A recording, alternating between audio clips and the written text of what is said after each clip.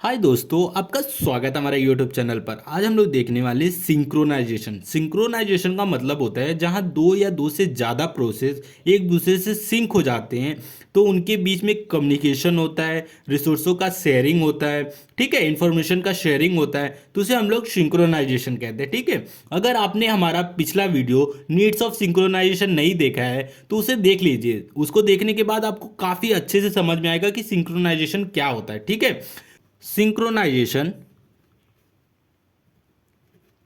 ठीक है, एक प्रोटोकॉल है। प्रोटोकॉल का मतलब होता है सेट ऑफ रूल।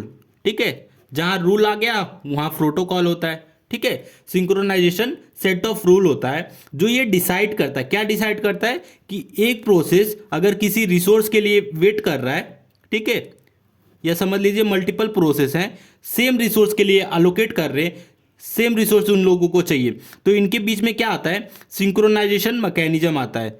ऐसे में लिख रहा हूं सिंक्रोनाइजेशन मैकेनिज्म, मतलब सिंक्रोनाइजेशन। ये सिंक्रोनाइजेशन मैकेनिज्म क्या करेगा, इन तीनों प्रोसेस को ऑर्डरली, मतलब वन बाय वन ये रिसोर्स अलोकेट करेगा। तो ठीक है, इस रिसोर्स अलोकेट करेगा, तो ये सिंक्रोनाइजेशन मैकेनिज्म होता है, यही सिंक्रोनाइजेशन होता है। ये सेट ऑफ रूल होता है जो डिसाइड करता है कि प्रोसेस को जो रिसोर्स चाहिए वो ऑर्डरली दे। ठीक है, तो अगर ये ऑर्डरली नहीं देगा तो क्या क्या प्रॉब्लम आ जाएगा, हम लोग नीड्स ऑफ सिंक्रोनाइजेशन में देखे थे। तो क्या क्या प्रॉब्लम हो जाएगा, पहला था इनकंसिस्टेंसी, इनकंसिस्टेंसी, ठीक है, दूसरा था डेटा लॉस, ठीक है, तीसरा था डेडलॉक। ये तीन प्रॉब्लम आ सकती हैं। तो चलिए अब डेफिनेशन को देख लेते तो काफी अच्छे से आपको समझ में आएगा। Synchronisation, coordination. कोऑर्डिनेशन मतलब वही एक दूसरे से सहयोग देते हैं प्रोसेस। तो ठीक है, तो इट इज एग्रीड प्रोटोकॉल। ये सेट ऑफ रूल होता है, मतलब एग्रीड प्रोटोकॉल होता है to make sure that there is no inconsistency, data loss और डेडलॉक। को ये निर्धारित करता है कि इनकंसिस्टेंसी, डेटा लॉस और डेडलॉक ना हो। ठीक है, synchronisation involve the orderly sharing of system resource by the process. मतलब सिंक्रोनाइजेशन क्या काम करता है कि अगर कोई प्रोसेस के लिए, मतलब एक सेम रिसोर्स के लिए वेट कर रहे हैं, तो सिंक्रोनाइजेशन क्या करेगा, ऑर्डरली शेयरिंग करेगा, मतलब वन बाय वन रिसोर्स को शेयर करे, ऐसा ये मैकेनिज्म चलाएगा। ठीक है, तो ये हो गया हमारा सिंक्रोनाइजेशन। तो सिंक्रोनाइजेशन आपको समझ गया होगा क्या होता है। ठीक है, इसका एग्जाम्पल भी देख लेते हैं। Synchronisation mechanism of time signal.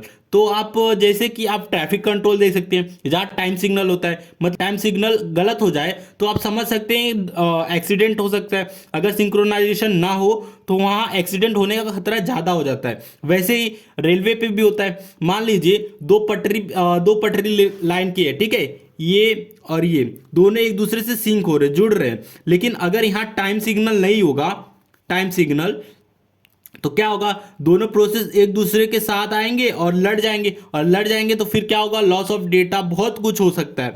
तो आगे आप समझ सकते हैं। तो अगर ये चीज़ सिंक्रोनाइजेशन नहीं हुआ तो वहाँ प्रॉब्लम ज़्यादा हो सकती है। तो इसलिए हमें सिंक्रोनाइजेशन जरूरी है। तो ठीक है, हम लोग वो देख लेते हैं। Synchronisation mechanism of time signal, the car process and the train process. ठीक है, मैंने कार का भी बता दिया, ट्रेन का भी बता दिया। One process is active at a time, मतलब एक टाइम पे एक ही प्रोसेस एक्टिव मतलब जिंदा रह सकता है। There is no conflict, conflict मतलब प्रॉब्लम होता है, नो कॉन्फ्लिक्ट अगर एक टाइम पे एक प्रोसेस चलेगा तो कोई कॉन्फ्लिक्ट होगा ही नहीं, मतलब कोई प्रॉब्लम होगा ही नहीं। अगर both process are active so that there is chance to conflict अगर दोनों प्रोसेस एक साथ काम करेंगे तो चांसेस बढ़ जाता है खतरा होने का। जैसे कि ट्रेन का मैंने दिया, अगर एक टाइम पे एक प्रोसेस आएगा तो कोई प्रॉब्लम नहीं है, लेकिन एक टाइम पे दोनों प्रोसेस चलेगा तो बहुत प्रॉब्लम हो सकता है। ठीक है, तो आपको वीडियो अच्छा लगा तो प्लीज़ वीडियो को लाइक और हमारे चैनल को सब्सक्राइब करें।